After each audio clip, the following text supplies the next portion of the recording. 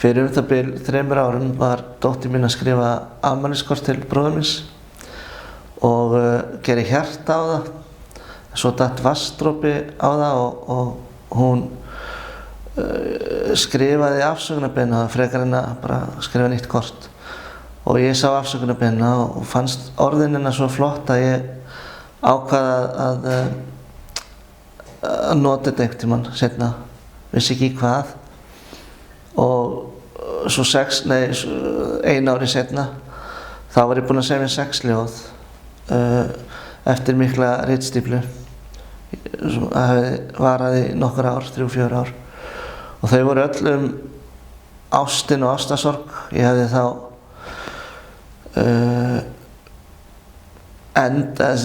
samband sem ég var í hafði endað með barnsmóður minni.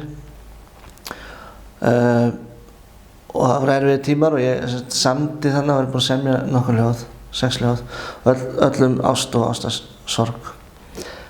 Svo mundi ég eftir afsökunarbeiðni dóttur minnar og ákvað þá að það bara nafnið á bókinni, afsökunarbeiðnin, og bókin þemabók í fyrsta skipti sem ég geri þá þemabók, ljóðabók. Og nafnið sem sagt Svolítið sorglegt hjarta og svona persónulegri og kannski alvarlegri en allar aðrar bækur sem ég hef gefið út. Þetta sem sagt 7. ljóðabókin mín. Þetta sem sagt bókin, svo sem hannar coverið, kápuna og myndir í henni, heitir Lára Garðarsdóttir og hún algjör snillingur. Bara að koma því fram. Ljóðabókin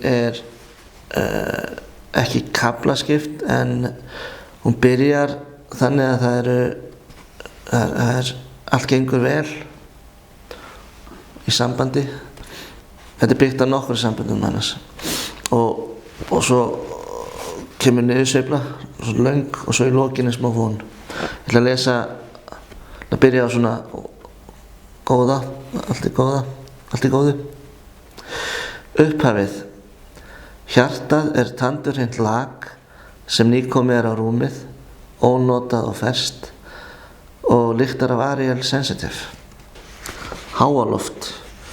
Hiti, sviti, koss og káf, endorfín í loftinu, við 2 á háaloftinu. Þú stoppar átt kærasta í öðru landi, en samt kemur alltaf aftur. Svo hérna aðeins farið að síga á, hvað maður segja, allt farið að síga niður á við. Amma Helga og ópera. Amma Helga sagði mér einhvern tíma þegar við vorum að horfa á óperu Winfrey í sjónvarpinu í Mjóstræti 10A að það væri eitt sem ég þyrfti að vita Kana, þeim fyndist gaman að tala. Ópera Winfrey sagði mér að ef kynlíf gott í sambandi væri það 10% af sambandinu. En ef það vandamál í kynlífinu, væri það 90% af sambandinu. Svo bauð hún áhorfendum í salnum bílaðgjöf. Amma Helga bauð mér kakó og kleinur. Morgunsárið. Ég kynnti Tom Waits fyrir þér og þú kenndi mér á rauðvín. Kendur rölti ég svo heim, rétt undir morgunsárið. Ég söng mína raunasögu og þú sagði frá þínum sigurum. Hvar hafa þessi söngvar töktum sínum týnt?